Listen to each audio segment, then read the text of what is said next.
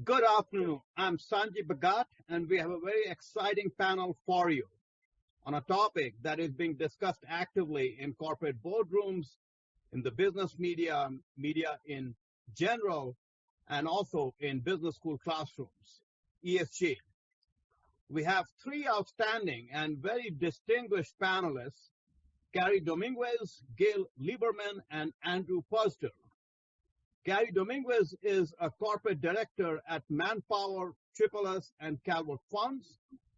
Cari is a past chairperson of the U.S. Equal Employment Opportunity Commission. Gail Lieberman is a corporate director at WLGore, Equielnd, ICTS, and the Thesys Group. Gail is also the managing partner of Rudder Capital. Andrew Puzder is the CEO of CKE Restaurants. CKE currently owns or franchises over 3,000 restaurants in the U.S. and 20 foreign countries. It generates over $1.4 billion in annual revenue and employs over 72,000 people in the U.S. He has recently co-written a very interesting and insightful book, Job Creation, How It Really Works and Why Government Doesn't Understand It. So let's get on with it. The first question is, let me give the context. As of July of this year, assets under management at global exchange-traded ESG funds has amounted to about $2.5 trillion with a T. In the first half of 2022, more than $120 billion of new capital has flowed into these ESG funds. How have investors fared in these funds? Not that well, it seems. To begin with, ESG funds certainly perform poorly in financial terms. In a recent Journal of Finance paper, researchers analyzed the Morningstar sustainability ratings of more than 20,000 mutual funds representing over $8 trillion of investor savings. Although the highest rated funds in terms of sustainability certainly attracted more capital than the lowest rated funds, the high sustainability funds on average underperform the lowest rated funds. This is not an isolated finding. A recent European Corporate Governance Institute paper compared the ESG scores of companies invested in by 680 plus U.S. institutional investors that had signed the United Nations Principles of Responsible Investment and compared that with over 6,000 institutional investors that did not sign this UN Principles of Responsible Investment, PRI in short. These authors found that there was no improvement in the ESG scores of companies held by PRI signatory funds subsequent to the signing. More important, the financial returns were lower and the risk higher for the PRI signatories. So, why are ESG funds doing so badly? Maybe we can start with Cari first. Well, that's a great question, Sanjay. And first, let me say it's a pleasure to join with you and our other distinguished panel members for this session. I think we need to step back a little bit and look at the trajectory of the concept of ESG, sustainability, corporate social responsibility, impact investment. We don't even have a common nomenclature for this particular area, which tells you that we're in the fledgling stages of this effort. But my point of reference goes back to 2006. You referenced the United Nations Principles for Responsible Investing. Back in 2006, I serve on the Calvert Funds Board. Calvert was founded in the 70s. It was the first socially responsible investment firm to actually take a position about apartheid. They had the courage to do that, and then others followed. But they were one of, I think there were 51 signatories back in 2006. Their assets under management at the time was about $2 trillion. Fast forward the tape. Today, we have 5,000 signatories to the PRIs with about $121 trillion of assets under management. So this is just to put it in perspective that the growth of this particular area is just grown exponentially, and it's become a movement, and I don't think it's going to go away. I think it's here to stay for the time being. However, I do think that the technical definition of ESG investing really lacks a lot of clarity. It lacks a lot of consistency and standardization. And that, I think from the perspective of the United States, of course, we have ISSB, the International Sustainability Standards Board, and all these other organizations to create frameworks. But I think in the United States, the way that we could probably become more standardized is through regulations, which has been the preferred tool of the government. But for CEOs and board members, which is really the essence of our chat here, what do we talk about on boards? What this means is we really have to have an in-depth knowledge and expertise is required in order to really analyze the actual financial and the real world impact of ESG. And I would say that there's so many areas to choose from, but I think that a detailed financial analysis is very important, and just as important as the analysis of any other corporate initiative. And again, to me, that's the key point of the reports that you referenced. I think we have to look at what is the business that the company is providing. Is it a service? Is it a product? And then select the particular ESG items that would make sense to analyze and to look at the materiality of it. Give you an example, the hospitality industry. All of a sudden, you go into a hotel room and they tell you if you don't want your towel replaced, make sure you hang it up. Or if you don't want your sheets changed. Well, that's an energy efficiency opportunity. That has helped. And it's also helped in terms of cutbacks in some of the housekeeping staffing. So I think if you integrate ESG with all the other business strategies and be selective as to which one are really the priority for you, that certainly is a way to think about it. But again, it's not going to go away, and we need more discipline and more financial, more consistency in how we approach. And I think ESG and environmental, they're additive.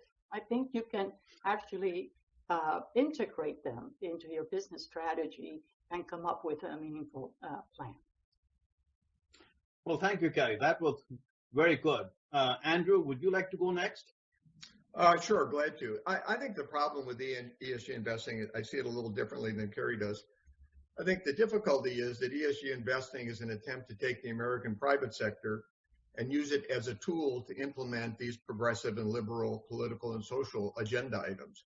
And when you take modern corporations and you reorient them so that rather than being focused on profits, they're focused on accomplishing political and social goals, they're not going to perform as well, which is why you see those higher rated companies underperforming the lower rated companies.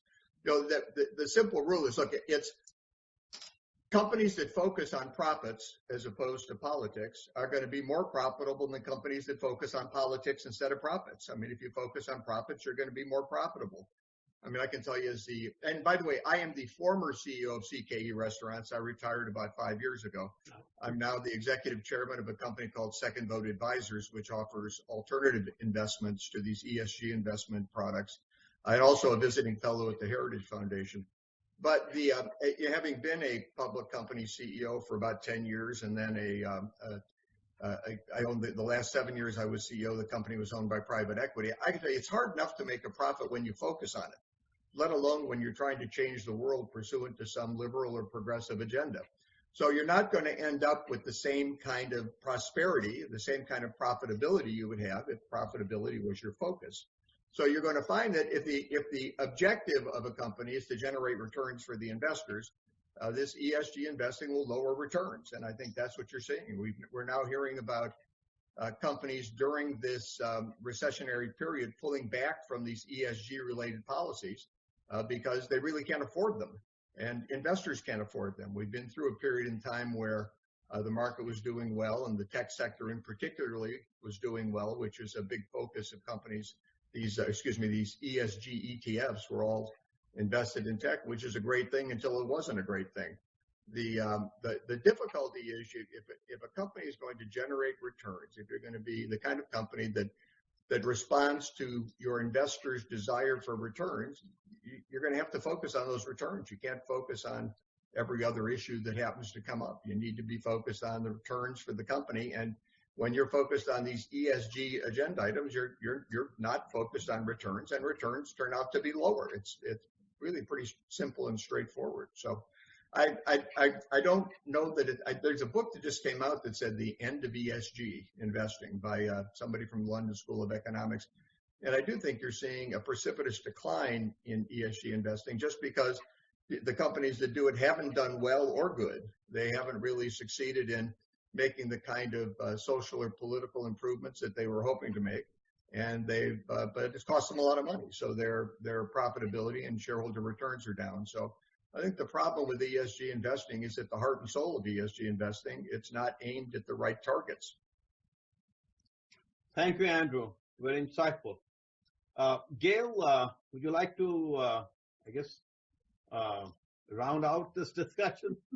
Sure. Thank you, Sanjay. It's a pleasure to be asked to contribute to this panel. So building on both what Cari and Andrew have talked about, it's certainly clear to me that ESG has a different meaning for every company. And as a board director, how do you manage through that? So I thought that it would be useful if I kind of talked about the things that we do to provide oversight so that the audience can gain some appreciation that not all the answers are in, and we certainly don't have all the answers. So I kind of define as part of our duties of oversight for ESG, there's kind of three areas that I'd like to focus on. One is governance, the second is materiality, and the third is SEC disclosures.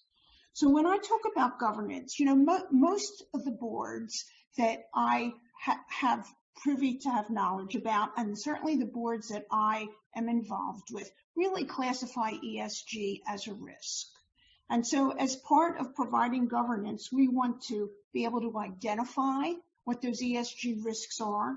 We want to understand how likely they are to occur, and we want to understand what the sizing of it is. And as I said, it's really different for different boards. And also along with that, there really is the consideration of competing interests, because whether it's you're looking for financial returns or you're looking for, let's call it social returns. I mean, each of the stakeholders in the companies do have competing interests, and where board members can weigh in is to kind of help navigate through those discussions.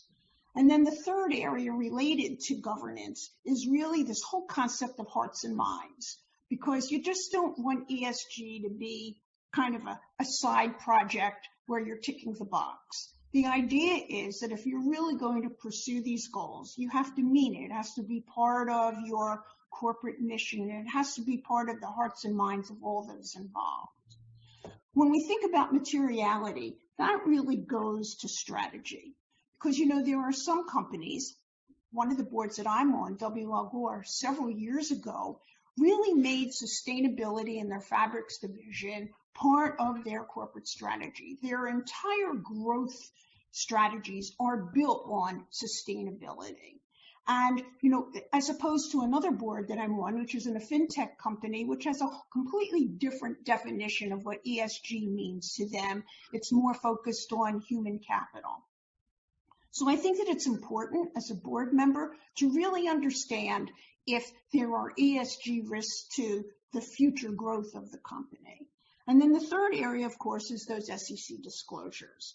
I mean, you want to make sure that those disclosures are a quality so that investors can actually differentiate what the company is doing, whether they meet the disclosure requirements and whether there's any, for example, like cyber or compensation disclosures. You really want to make sure that they are not just financially motivated, but that they are focused on what will satisfy an SEC disclosure that's meaningful to their constituency. So that's really all I have to say, because I think that Cari and Andrew did a great job in terms of answering your question. Well, thank you, Gail.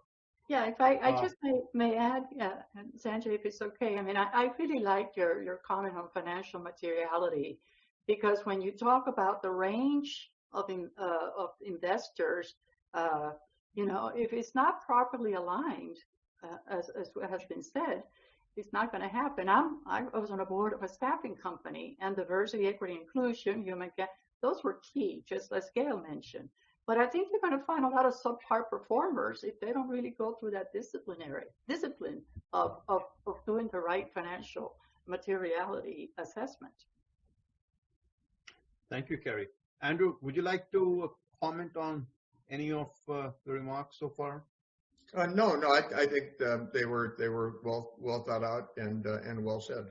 And I do think that every corporation has, whether it's in an ESG context or a different context, you constantly have to be evaluating the risks you'll face going forward, and they are different for every company. What might be a risk for Amazon isn't going to be the same risk for Exxon or Mobil.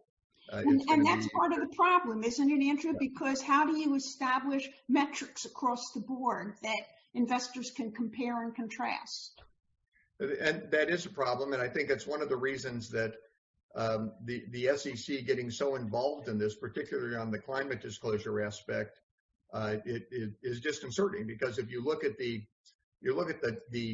items that matter to investors when they're considering whether to invest in a company, the ultimate exposure to climate risk is very, very, very far down the list. Now, there are some companies where it should be very high on the list. For example, insurance companies that are insuring homes in Florida. But I think for most companies, it's kind of a minor consideration, but the SEC is trying to elevate it to something that probably it doesn't merit under the circumstances. But it is different for every company, and we need to keep that in mind. So Sanjay, before we leave this, thank you, Andrew. I wanted to bring up something that I had heard from, I think, a wealth advisor.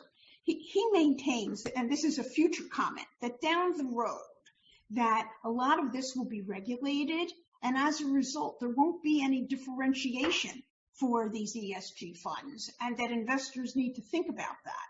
So that do we think that this is a short-term investment, for example? Interesting. Yeah, I guess there is a lot of differing opinions on how far this ESG is going to carry through. I think, as Andy mentioned, there has been a fair amount of pushback by institutional investors lately, but we can discuss that maybe later in the hour today.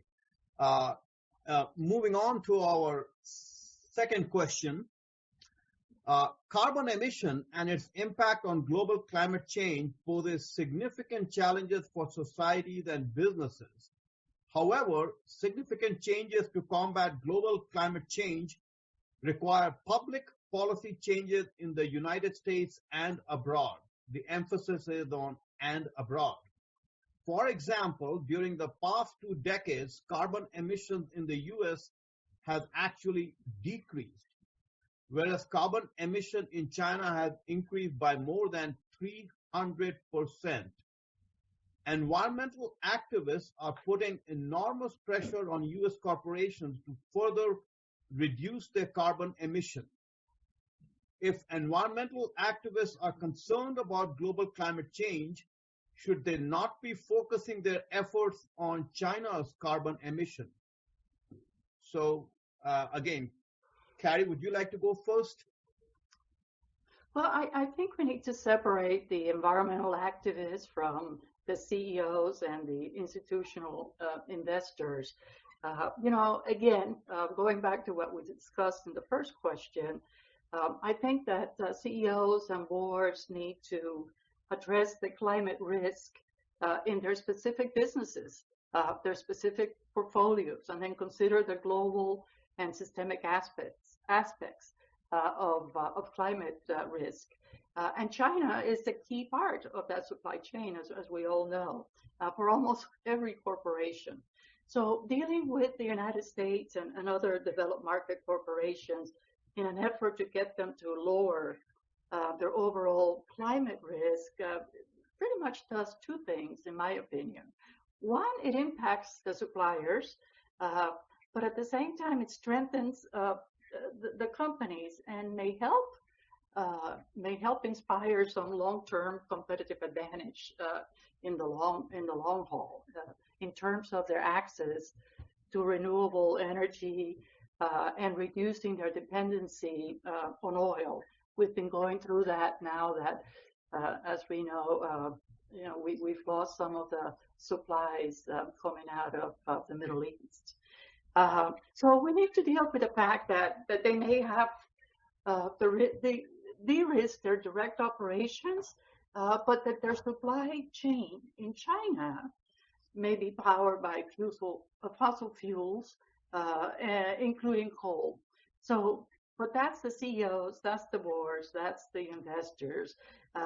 But going back to the environmental activists, I think if they want to protest coal plants, certainly we've done a pretty good job in the United States. And it seems to me that they may want to try to do that in India and China and other places in the world.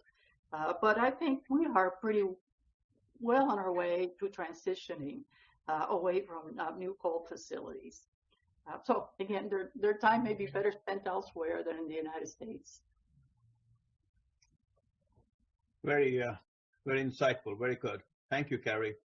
Gail, again, would you want to go next? Well, I think that this really goes to the tension that you see between different interests. Because, for example, if we want, you can't force another government to impose targets, penalties, whatever.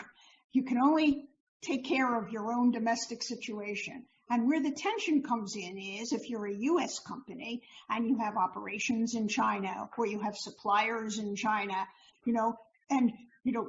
your decision is, well, to enforce these standards. Do you pull out all your business and take a financial hit because of it or not? And I think that those are really meaty issues that board directors need to discuss because, quite frankly, given that we are in a capitalist society, I don't know any company in the U.S. that would make the decision to not operate in China because of climate standards, for example. So I don't know. How do you feel about that, Andrew? Yeah, I don't think companies are making decisions not to go to China because they're burning coal. And I would add into this also the India, which is burning coal, and I would also add in Africa, which or really any third world nation, which really wants to improve the living conditions for the people in their country, wants to have a better economy, a more thriving economy. They all need fossil fuels. So if we're going to address this issue, it needs to be addressed globally, as both of you as both Cari and Gail have mentioned. The United States actually has done pretty well on reducing its carbon emissions, and primarily because of the private sector, but primarily because of fracking and the discovery of these vast reserves of natural gas that we've been able to tap.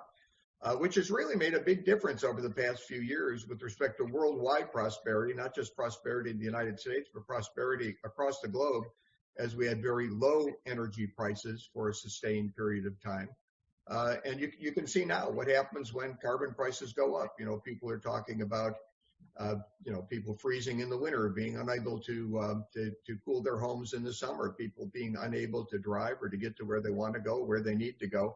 What you don't hear much about is the fact that, according to the UN, 3 billion to 3.5 billion people are dependent on synthetic fertilizers to eat.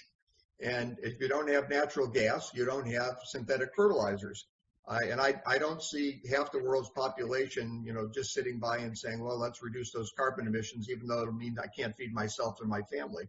So we need to deal with this, I think, more realistically. The solutions to this problem are going to come from the private sector. They're going to come from innovation. We're not there yet. We've gone from, I think over the past 20 years, we've gone from 83% of the world's power generated by carbon fuels to 80% generated by carbon fuels. And that's with all of the billions and billions of dollars that have been put into these proposed alternative energy sources. The private sector, you have to address, your company may need to address it because this may be an important issue for your company. But as far as the private sector solving this problem or addressing this problem, a group of, say, government elites, investment asset managers who are very large, or the World Economic Forum people in Davos, I don't think that's the correct approach to resolving this problem. I think in the United States that we're going to make progress on this. It's something that should be addressed by our democracy. Larry Fink, in one of his letters to CEOs a couple of years ago, said we needed to get to zero carbon emissions by 2050, and that was going to require a transformation of our entire economy. Well, quite honestly, I'm not all that excited about having Larry Fink direct the transformation of our entire economy. If we're going to do that, we need to do it through our democratically elected representatives. This ESG investing and this approach to the potential climate disasters or too much carbon in our atmosphere is something where ESG shouldn't be used as a shortcut around the democratic process. And I think that's what we're seeing. It's an attempt to use this mantra, to use the private sector as a shortcut around our democracy. And I think that's the wrong approach. I think, as we've seen, when government elites are in charge of things, historically, whenever and wherever that's tried, they make the wrong decisions. The invisible hand of the private market is much more effective. And I think that's also true with corporate elites. We shouldn't have corporate elites making these decisions. So, yes, we should focus more on China, more on India. We should reduce carbon emissions to the extent that we can. But I think we need to be realistic. The world economy is powered by fossil fuels, and it will be powered by fossil fuels for the foreseeable future. I mean, we can't even manufacture the batteries that would be required to make a substantial impact on this. Number one, we can't mine all the minerals. There aren't enough of them. And number two, it will enrich China that has control of many of these minerals. So we need innovation, we need progress, but we shouldn't fool ourselves that the rest of the world is all of a sudden going to stop burning fossil fuels because we think it's a good idea. Yeah, if I may add, Sanji, I think what's really interesting is that in terms of disclosure we're seeing mandatory reporting that's going to become more prevalent in all over the world, but particularly across the Asia Pacific. In China, for example, in spite of being such a huge polluter, they came out, they're going to have to be reporting, and they're going to be allegedly disclosure of penalties that companies will have to report and disclose if found to be in violation. But again, in China, these businesses are mostly controlled by the Chinese government, so it remains to be seen. But you're looking at Hong Kong, you're looking at Australia, you're looking at Singapore, they're all coming up with these disclosure requirements. And whether or not, that's something that's going to have a lot of teeth, it's going to have a lot of influence, that remains to be seen. But there's clearly a movement afoot to try to bring some transparency to these issues. Any additional comments on this, Gail? No, none for me. Not for you. Okay. So moving on to our third question, and I think we've already started to address some parts of it in our earlier discussion so far. But here it is. The SEC issued a major 500 pages climate disclosure proposal in March of this year. There are two relevant surveys of individual investors of their interest in or a lack thereof in climate disclosure. Both these surveys were conducted by non-partisan institutions shortly before the proposal was issued. The first survey included more than 1,200 retail investors. It was conducted by NORC of the University of Chicago.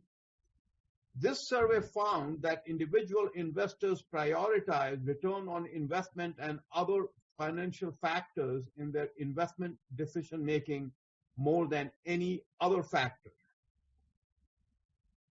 The second survey is a Gallup poll of 953 U.S. adult individual investors. This survey found that most prioritized the expected rate of return and the risk of the investments over environmental and other issues. Given that the SEC's congressional mandate under the 1934 and 1933 Securities Exchange Act is to focus on the investment information needs of individual investors and the lack of interest of individual investors in climate impact information, why is the SEC pursuing the climate disclosure proposal so aggressively? Who would like to go first on this?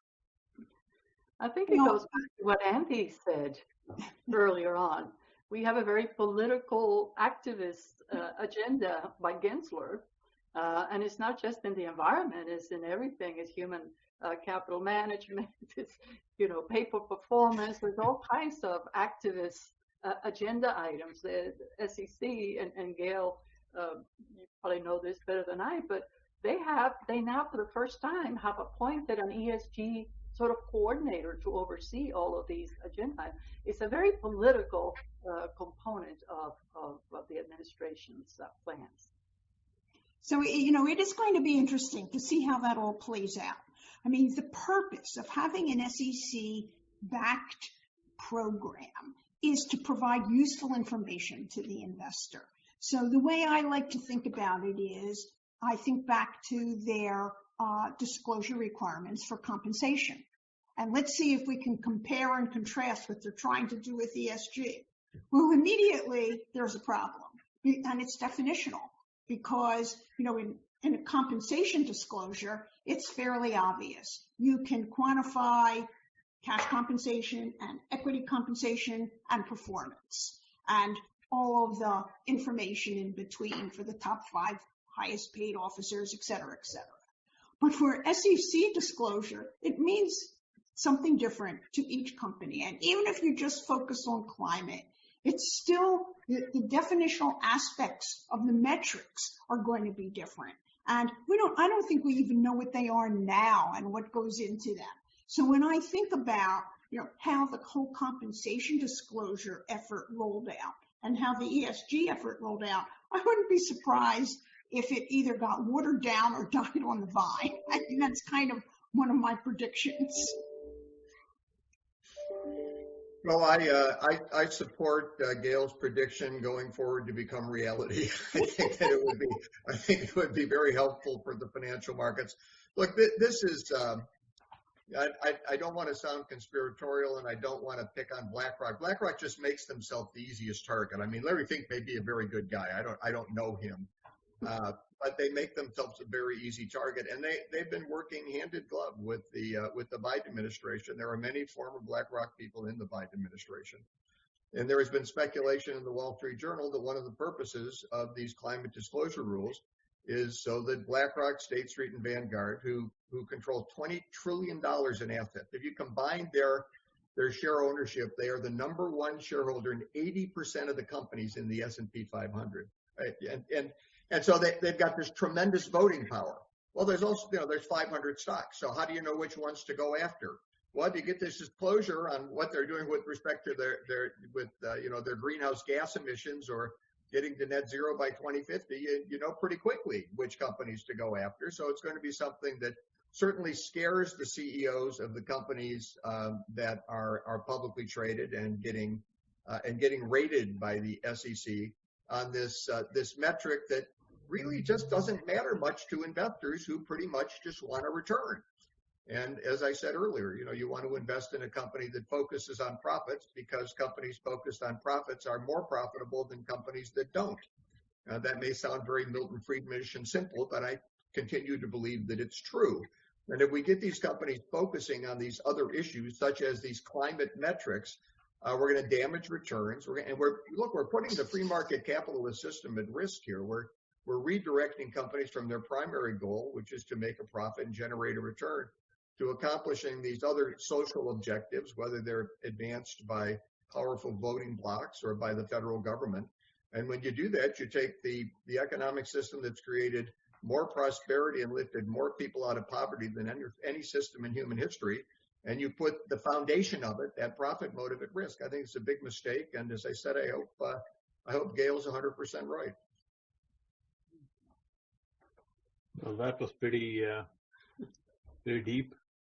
Sorry, but I think there is a lot to be said. I mean, I've often emphasized, in terms of talking about this larger issue of capitalism, which is based on rule of law, and rule of law leads to. So I sort of have this paper where I show that rule of law leads to not only additional economic growth, but if you have rule of law in a country, the income inequality decreases. So one of the things that's not been emphasized is capitalism not only generates economic growth, it also decreases income inequality in those countries. And you actually have a similar result for U.S. cities.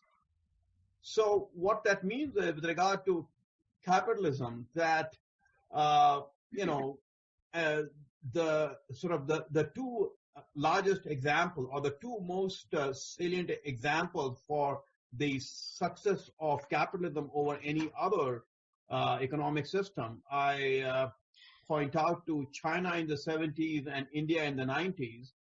And in these two countries, by adopting a few simple capitalist principles of allowing for property rights, private property rights, allowing for some level of trade and moderate levels of taxation, that improved the lives of several 100 million Chinese in the 70s, and the life of, again, several 100 million Indian families in the 90s. So I challenge, in many audiences I've done that, and say, look, do you have an example in the entire history of humankind, recorded history, where the lives of so many people have been improved so dramatically in such a short period?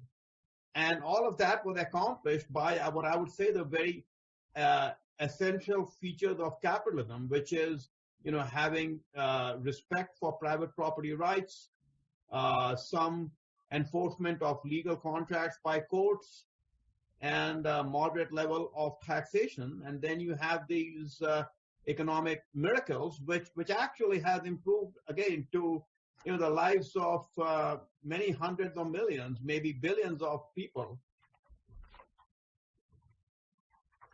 No, you're absolutely right. And I'll quote, I bet you didn't expect to hear Andy Puzder quote Barack Obama, but I'm going to. In 2016, he said, there's no doubt capitalism has created more wealth than any economic system in history and has lifted billions of people out of poverty. You can't deny that. And the reason that it did that is because of the rule of law, which is essential to capitalism. But also, as my buddy Art Laffer says, incentives matter.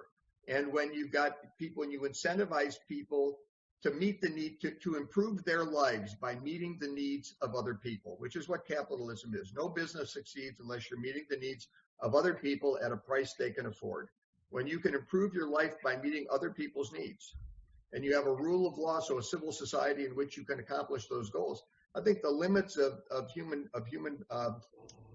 prosperity there are no limits to human prosperity. I think we will have an incredible growth. I think everybody who's on this call right now in this conference, and everybody that I'm looking at, your lives, all of our lives have been affected by this system, our grandparents, our great-grandparents, by this incredible lifting up of the human condition since the advent of free market capitalism. And to put it at risk to accomplish these social and political goals really isn't any different than taking a socialist government and having elites in the government try and accomplish those goals and putting those goals above the profit motive and the inspiration for people to improve their lives, again, by meeting other people's needs. So I think this ESG investing, we need to talk about it as directors, as CEOs, as financial and economic analysts, but I think it's much more insidious than that. I think it's a threat to a lot of things that we hold dear and that we find important. And while these are valid considerations, having these large financial firms impose these requirements, these ESG investment criteria requirements on companies on a broad-based basis is a way to avoid our economy. It restricts our economic freedom. And because they use our money to do it, they're not really investing their own money. They're using these index funds and these pension beneficiaries' monies to do it. It's an attack on our individual liberty. So I think it's a very serious problem and something that hopefully is coming to light. I would talk about ESG investing a couple of years ago, and you couldn't fill a restroom with the people that wanted to hear about it. Or I'd make a reference to ESG when I was talking about something else. Everybody's eyes would glaze over. Now you're starting to see some real interest out there in this, and I think shining light on it is important. So it's interesting because if you posit correctly, Sanjay, that the returns for ESG-directed funds are less than what other funds, then they'll receive less and less investment. Yep. So the problem really is how much regulation is going to be established so that we don't have a choice. And I think that's where the real concern is. I also worry about how much greenwashing is going on. How much of these companies that are performing subpar are actually saying that their products or component are environmentally friendly. And, there's a lot of misleading information out there as to what is really, whether it's an environmental or social or governance issue. So I think it's really important for companies to totally stay focused on a specific component of what's appropriate for their business. I did find, this was interesting, there was a review of proxies that was conducted by the Harvard Law School Forum on Corporate Governance, and it showed that anti-ESG shareholder proposals fared poorly again in 2022. They averaged less than 3% support, and many failed to meet the 5% threshold for resubmission. So there's a lot of talk out there, but we haven't seen that put into action.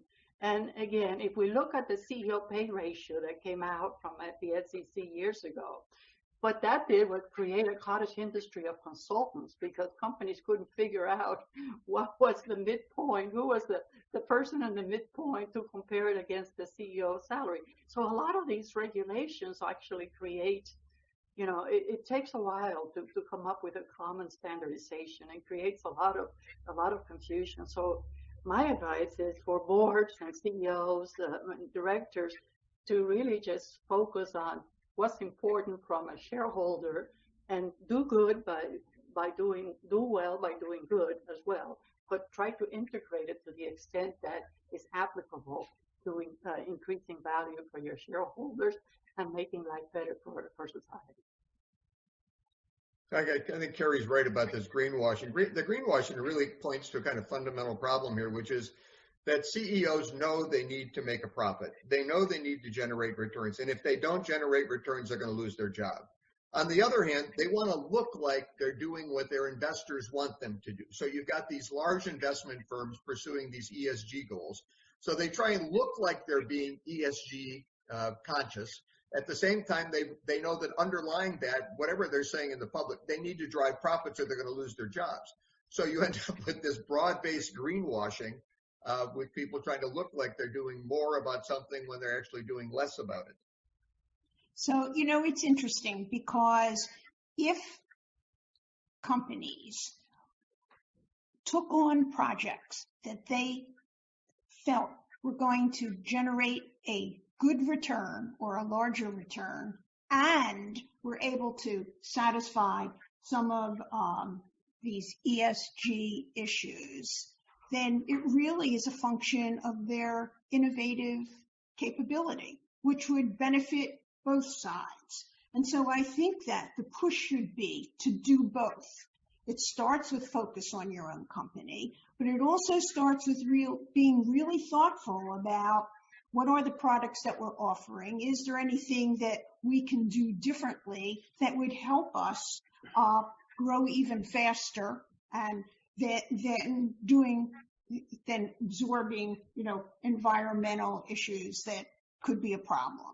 And I think that companies do find these solutions. As I said, I'm on the board of one company that really focused on this and did it not because they were valuing the social objectives more than the financial objectives. They were really looking at the financial objectives and saying, what's really going to resonate in the marketplace and how will we be able to grow in the future? And, they came up with a very innovative solution. And I think that's where the answer to this lies. And I think that that's what should be invested in, the innovative solutions, as opposed to legislating what ESG metrics companies should achieve. No, I think, Gail, what you're saying is very, very sensible and constructive. You have to let the private sector determine what works for them.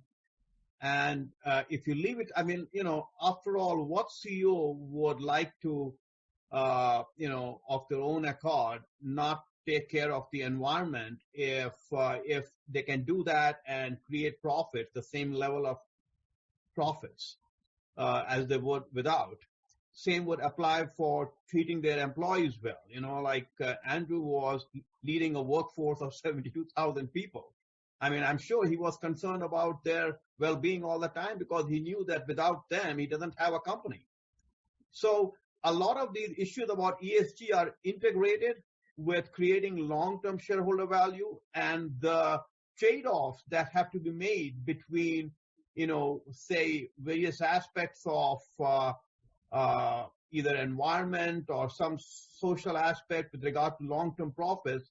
These trade-offs are best made at the CEO, the board level, not by some regulators or bureaucrats that have little understanding of the constraints that the business has to address. I do think that there might be a bit of a generational divide, Sanjay, because as you look at the millennials, you look at this new generation, they really are extremely focused. I've got two sons that are in that category, and they're extremely focused on the environment. So as they move up the ladder into senior leadership roles, I just wonder, and to Gail's point, I think innovation is going to be critical, disruptive innovation, whatever you want to call it. But I do sense a difference that a lot of this new generation, members of this generation of millennials and the Ys, are really focused on the environment, social causes. And so to find a way to combine the two and to make it in a way that increases shareholder values, in my opinion, is going to be one of the things that they're going to be focusing on when they take over a lot of these leadership roles in corporate America. No, I think that's very accurate. I deal with young people, millennials, and sort of all the time in my other hat that I wear. I teach at the university here and talk to many students in many other universities too. Surprisingly, I think what you're saying is true to an extent that many of them, even people, of a different age, I think what's not to like about solar and wind energy, we all want clean water, clean air. So that's something that we can all relate to. And they may sort of at a younger age, when they do not have other responsibilities, they may feel more strongly, and that's fine. I think I admire that. I appreciate their sentiments about clean air, clean energy. That's all very good. A lot of them are not very well informed about the trade-offs. So if you tell them that, look, right now in the US, 60% of the energy, electrical energy, is generated by carbon, based sources. So when you're driving what you think is an electric car, some carbon is being burned somewhere, and or some energy sources are being burned to emit carbon somewhere in the country. It's just not near you when you're driving. And there is and that's after 50 years of a lot of R&D in solar and wind.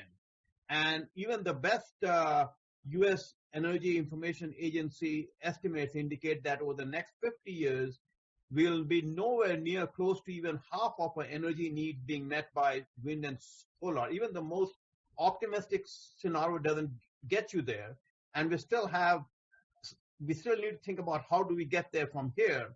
So when you discuss this with them in a more, what I say, with data, with organized set of facts, they become a little bit more, what I'd say, skeptical and level-headed as to what's doable. I think it's great. We should continue to do research on wind and solar. That's all very good, but that doesn't scale in a commercially viable way right now, and maybe in some years it might, but not right now. Anyways, I think that was an excellent point. I also have to deal with millennials on an ongoing basis, and I know I agree with you. They feel very strongly. Yes. So Sanjay, I wanted to react to your comment about how could anybody be opposed to wind farms. Well, I sat on a board where we were looking at energy saving projects, and one was, of course, one of the wind solar things for energy. And of course, there was an environmental activist group. One, they didn't want to see it, even though it would be pretty much well hidden. But two, they didn't like that it was destructive to the birds. But we determined that we found a company that was very innovative, and instead of having vertical wind machinery, they were able to do it more horizontally or tilted, which didn't seem to affect the birds. So, there is room for innovation there, but the activists do find reasons to oppose any of these ideas. And, it's kind of something that we're all just going to have to live with and educate in terms of making those trade-offs. That's right. Great. Any other thoughts on ESG in general that we've not addressed or addressed in a perspective that I tried to bring out? Well, no ESG conversation should go unsaid without focusing on diversity. Because I think that, you hear a lot about that. And there is some data now, for example, to support that if you have more than one woman on board, companies do perform better, getting back to those performance metrics. And so when you have situations like that, then the question is, well, should that be legislated? So I throw that out to the others in the panel because I think that, we should talk about this. I agree, Gail. I think McKinsey and a number of other research organizations have shown that there is a direct correlation between greater diversity of thought, diversity of backgrounds on the board. We still have a ways to go in terms of, balanced representation of different backgrounds. But I do see on my boards that DE&I, for the first time, has sort of left a very transactional type of discussion at the committee levels and been elevated to full board discussions. And I think a lot of it, partly had to do with the pandemic, the Great Resignation, and the whole human capital issues. But at the same time, I think the focus on the social components that diversity, equity, and inclusion do make for more effective decision-making, looking at different perspectives. And when you think that a third of our population in the United States is made up of racially and ethnically diverse individuals, that's our consumer base, that's our stakeholders, investors. That's one of the strongest arguments I see for DE&I. Andrew? I think I agree.